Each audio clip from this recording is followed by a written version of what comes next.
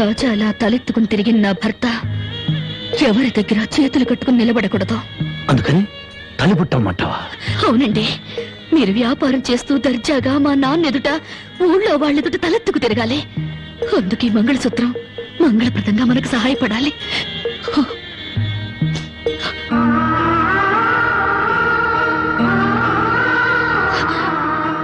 ఏమండి, మీరు కంట తడి పెడుతున్నారా? కాదు జానకి, కట్టుకున్న దాని పాదాల మీద కన్నీళ్లు పులుచలుతున్నాను. నేను పేదవాణ్ణి కాదు. నువ్వు నా పక్కన ఉన్నంతకాలం, నువ్వు నాతో నడిచినంత కాలం నేను కోటేశ్వరుడే. దేవుళ్లకు భార్యలుగా దేవతలు దొరుకుతారంటారు, కానీ ఈ మనిషికి భార్యగా దేవత దొరికింది. అంత మాట అనకండి, వెళ్ళిరండి. వచ్చేటప్పుడు పాపకు పాల డబ్బా, బామ్మకి మందులు తీసుకురండి.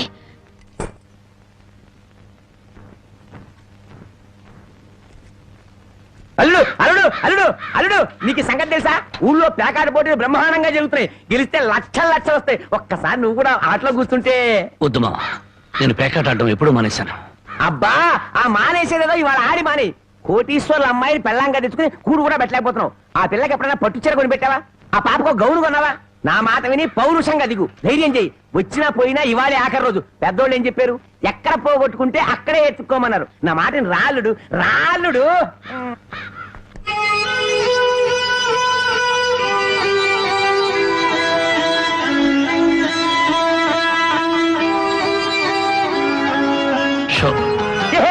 నేను చెప్పలేదు అల్లుడు, ఇవాళ గెలుపు నీదే.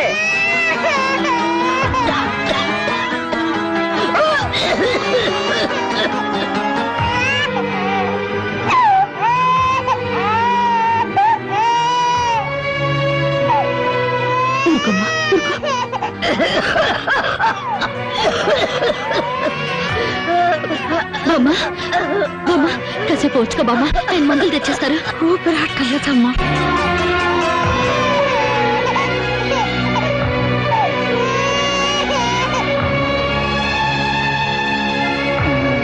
Show show show show.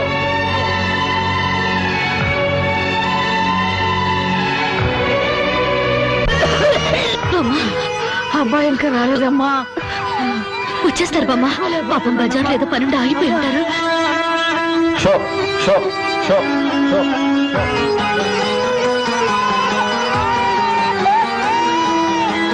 Show show show show.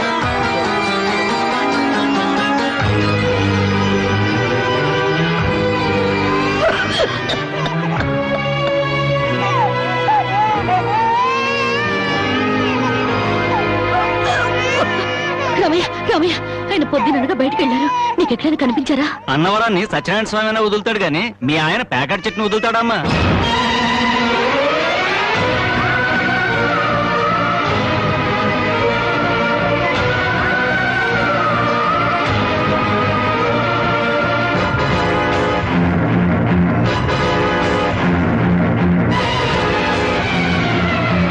Show show show.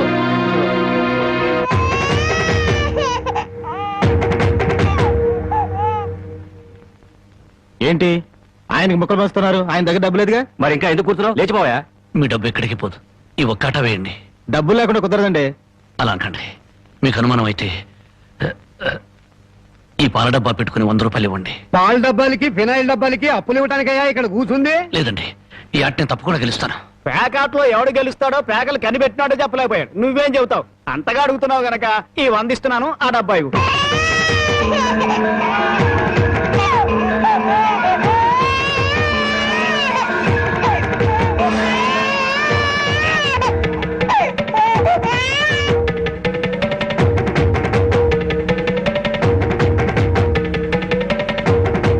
Show show show.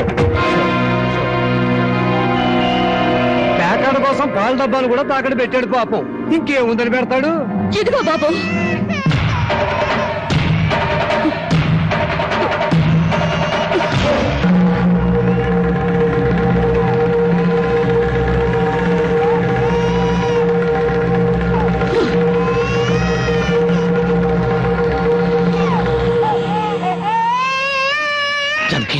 నన్ను నా బిడ్డని తాగట్టు పెట్టుకుని మా ఆయన ఆడివ్వండి బాబు.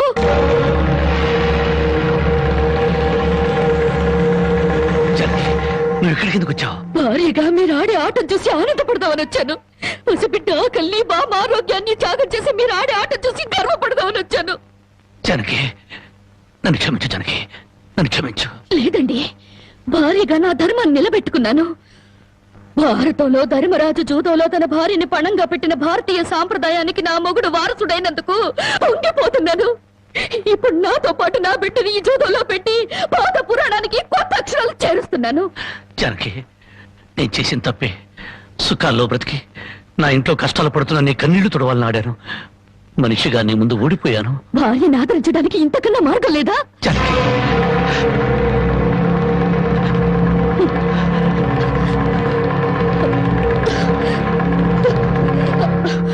అయ్యా బాబు, పశువులు కూడా కష్టపడి బతుకుతాయి, కానీ మీరు ఈ పేకాడితే గాని బతకలేరు. గడ్డి తిన్న పశువులకి పాలిచ్చే లక్షణం ఉన్నప్పుడు బుద్ధొచ్చిన మీకు ఈ పేకాట మీద సంపాదించి గడ్డి తినే అలవాటు ఎందుకు వచ్చింది, ఎలా వచ్చింది? భారతంలో 105 జూదం ఆడితే ఈ భారతదేశంలో పేట పేటకి భారత జూదం నడిపి మీ సంసారాలు ఎందుకు పాడు చేసుకుంటున్నారు? మీరు 3 ముక్కల ఆట ఆడే ముందు మీరు 3 ముళ్ళు వేసిన మీ ఇంటి ఆడదానికి కాస్త విషం ఇచ్చి చంపొచ్చి ఆడుకోండి అయ్యా, ఆడుకోండి. జనకి, జనకి, జనకి, నా మాట విను జనకి. జనకి,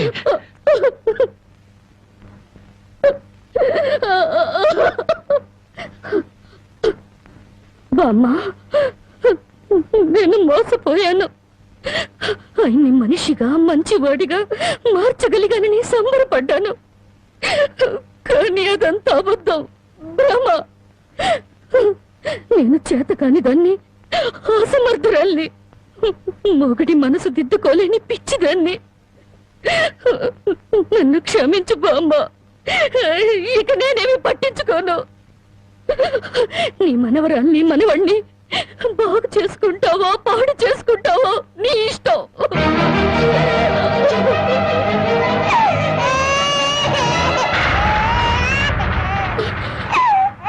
అమ్మా, బామ్మ, బామ్మ, బామ్మ, బామ్మ, బామ్మ,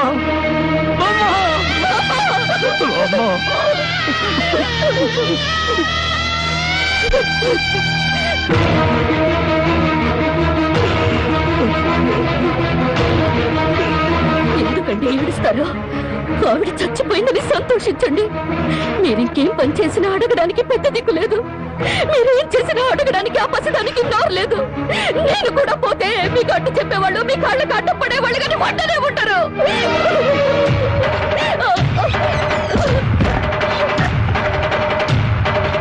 జనకి, జనకి, జనకి, జనకి, జనకి,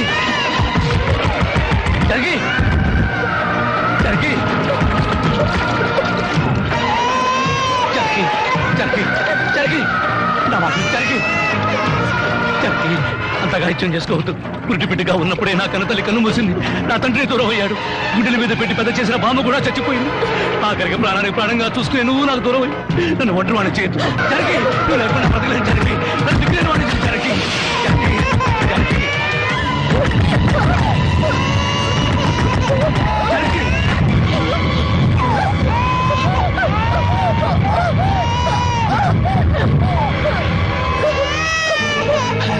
జనకి, జనకి, జనకి, జనకి, అమ్మా, జనకి, ఈ జనకి, ఎంత పని చేశావు జనకి, జనకి, నువ్వు లేకుండా నేను ఒక క్షణం కూడా బ్రతకలేను జనకి. మన ఇద్దరు లేకుండా మన బిడ్డకి ఏమవుతుంది జనకి, జనకి, జనకి.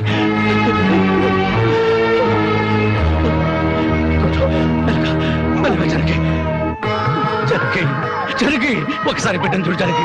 నువ్వు లేకపోతే బిడ్డ దిక్కులేని అయిపోతుంది. నేను లేకపోయినా పర్వాలేదు, కానీ బిడ్డకు నువ్వు కావాలి. నీకు ఇష్టం లేకపోతే నేను శాశ్వతంగా దూరం అయిపోతాను. కానీ నువ్వు చావడానికి వీలేదు, నువ్వు చావడానికి వీలేదు జనకి. కానీ నువ్వు మాకు కావాలి, మాకు నువ్వు కావాలి. నువ్వు లేకపోతే నేను బ్రతకలేదు జనకి, నేను బ్రతకలేదు.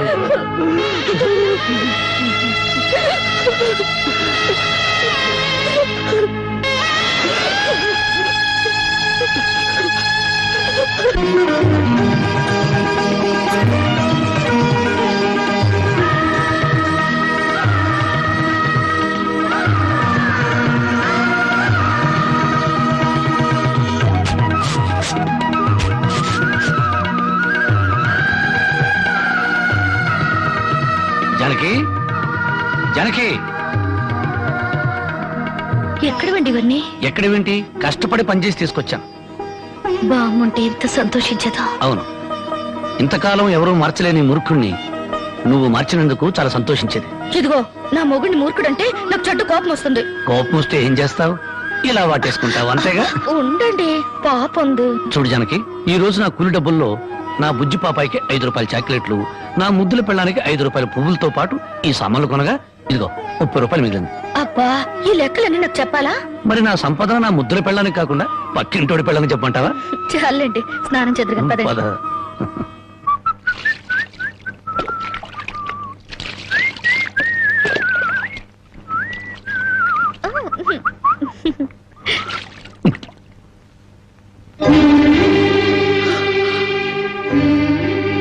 ఏంటండి ఇది ఇలా కవిలిపోయింది?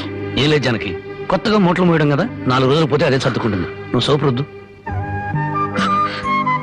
ఇప్పుడు రాజకుమారులా ఉంటే మీరు నా కోసం కూలి వాళ్ళ మూటలు మోస్తున్నారు. జానకి, మహారాణిలా ఉండే నువ్వు నా కోసం వస్త్రం లేదు, దాని ముందు ఇదంతా. మనం తలెత్తుకుని బ్రతకడం కోసం తలదించుకుని మూటలు మోయడంలో తప్పులేదు జానకి.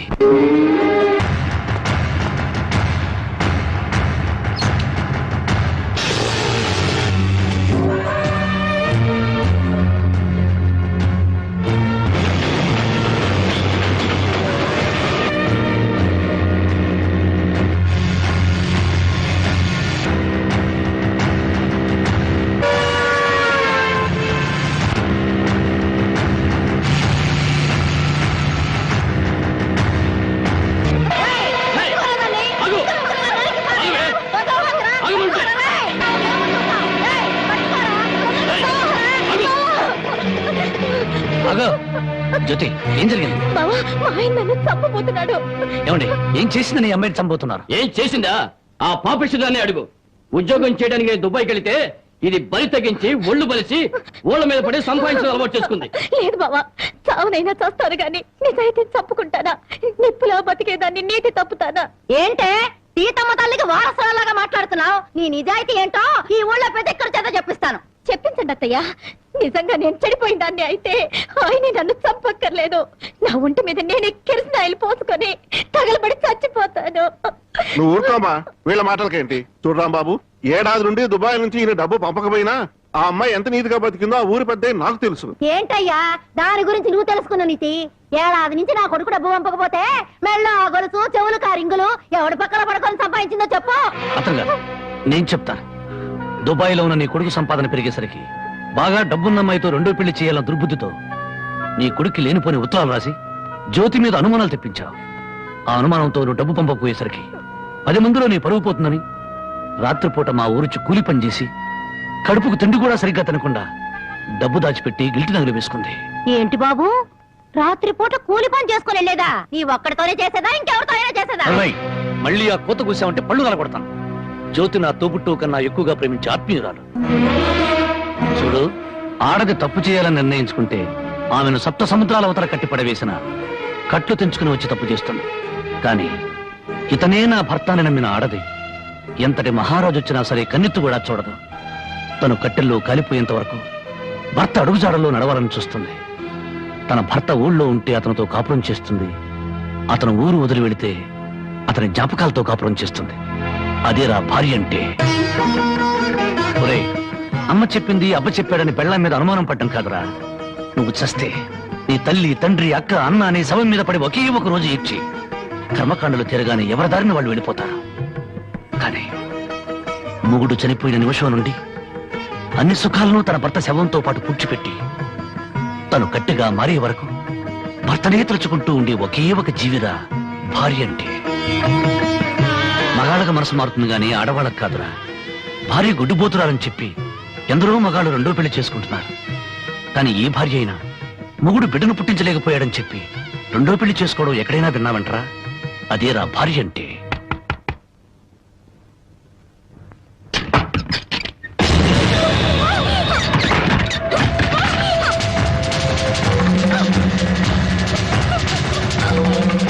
అంతెందుకు, నా సంగతి తీసుకో. భార్య తాళి కూడా ఆమె జోదం వాడిని వండరా నేను. అలాంటి నాకు తన రక్తం డబ్బి అన్నం పెట్టిందిరా నా భార్య. చివరకు ప్రాణాలు తీసుకునేనా సరే నన్ను కాపాడాలనుకుంది. ఆ దేవత సాక్షిగా చెప్తున్నాను, నా మట్టమ్మ జ్యోతి అమాయకురాలు.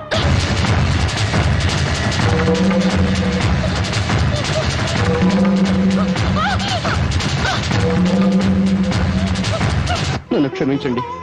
లేనిపోని అనుమానాలతో జ్యోతిని అవమానించాను. మీరు అడ్డు రాకపోతే మూర్ఖంగా నా భార్యను పోగొట్టుకునేవాడిని. మీ మేలు ఈ జన్మలో మర్చిపోలేను.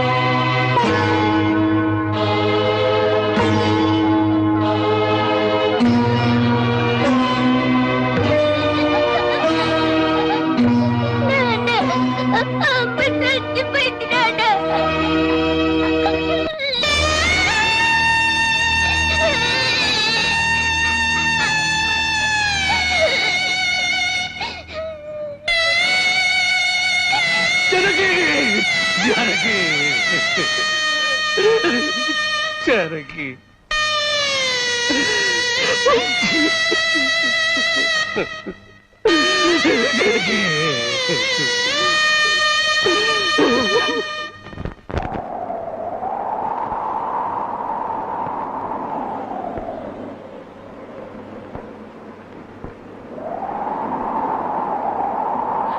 నా కంటి వెలుగు దూరం అయిపోయింది. నా కష్టాల్లో, సుఖాల్లో, బాధల్లో, బాధ్యతల్లో నాకు తోడుగా నిలబడి నన్ను మనిషిగా నిలబెట్టిన దేవత అందరంతా ఎత్తుకెదిగిపోయింది. అందుకోలేనంత దూరం చేరుకుంది. ఆమె చివరి మాటకు, చివరి చూపు కూడా నోచుకోలేని దురదృష్టవంతుడయ్యాను. ఇప్పుడు చెప్పు, గృహలక్ష్మిలా నా గడపలో అడుగుపెట్టిన నా ప్రాణ ఇల్లాల్ని నేను చంపుకుంటానా? నా జీవితంలో చీకటిని చంపి వెలుగును పంచిన నా ప్రాణదీపాన్ని నేనే అర్పేసుకుంటానా? మీ నాన్న కోట్ల ఆస్తి ఆశ చూపించినా, నా భర్తే నా దైవం, నా భర్తే నా ప్రాణమును నన్నే అంటి పెట్టుకుని నేను పోసే గంజినీళ్లే పంచపక్ష ప్రమాణాలుగా భావించిన మీ అక్కను నేను చంపుకుంటానా? మరి మా నాన్న అలా చెప్పాడే. మీ నాన్న పశువు పారాయణతో కూతుర్ని అత్తవారింటికి పంపించాల్సిన మీ నాన్న వాడి మీద పడుకోబెట్టిన కూతురి శవాన్ని చూడడానికి కూడా రాలేదు. పట్టుదల పంతాలతో కూతుర్ని సాధించాలనుకున్నాడే గాని కట్టుకున్న వాడి చేత కురవి పెట్టించుకుని తన ప్రేమను నిరూపించుకున్న సగటు ఇల్లాలి పౌరుషాన్ని మర్చిపోయిన దుర్మార్గుడి మీ నాన్న. అటువంటి వాడి మొహం ఒక్కసారి చూస్తే పంచమహాపాతకాలు చుట్టుకుంటాయి. వద్దు బాబు, అంత మాట అనొద్దు. నువ్వెందుకు వచ్చావు? క్షమించు బాబు. నా కూతురు నీతో కాపురం చేస్తూ ఆత్మహత్య చేసుకోవాలని ప్రయత్నించిందని తెలుసుకున్నాను. అందుకే దాని చావుకు కారణం నువ్వేనని అనుమానించాను, ద్వేషించాను. కానీ నువ్వు చెప్పే వరకు నిజం నాకు తెలియదు బాబు. తెలియకుండా నిన్ను అనుమానించినందుకు నన్ను క్షమించు బాబు. మరి నా బిడ్డ చావుకు కారణం ఇంకెవరా? పావుకు పాలు పోసి పెంచినట్టు పెంచావే నీ మేనల్లుడు. వాడే మా బ్రతుకుల్లో విషం కెక్కడని నా అనుమానం. నా మేనల్లుడా? అవును. వాడిని జైలుకు పంపావని నా మీద, వాడికి దక్కలేదని నీ కూతురు జనకి మీద కచ్చికట్టి ఉంటాడు. అందుకే వెతుకుతున్నాను. నా అనుమానమే నిజమై వాడే నా తల్లిని చంపింది నాన్నని నా కూతురు వెలితో చూపించిన క్షణాన వాడు బ్రతకడు. వాడిని ముక్కలు ముక్కలుగా చేసి నా జనకి సమాధి మీద చల్లుతాను. బాబు, ఇంకా ఎందుకు ఈ పగలు ప్రతీకారాలు? ఇప్పటికే పసిపిల్ల తల్లి వేడిదయింది. నువ్వు కూడా జైలుకెళ్ళి తిరిగి దూరం అయిపోతావా? క్షమించండి. ఈ ఆవేశమే నన్ను ఇప్పటిదాకా బ్రతికించింది. ఈ ప్రతీకారమే నన్ను నడిపిస్తోంది. నా జానకిని బలిగున్న ఆ దుర్మార్గుడు చావు కల్లారా చూసేదాకా ఈ నడక ఆగదు. ఏమిట్లా నువ్వు చెప్పేది? మామాలుడు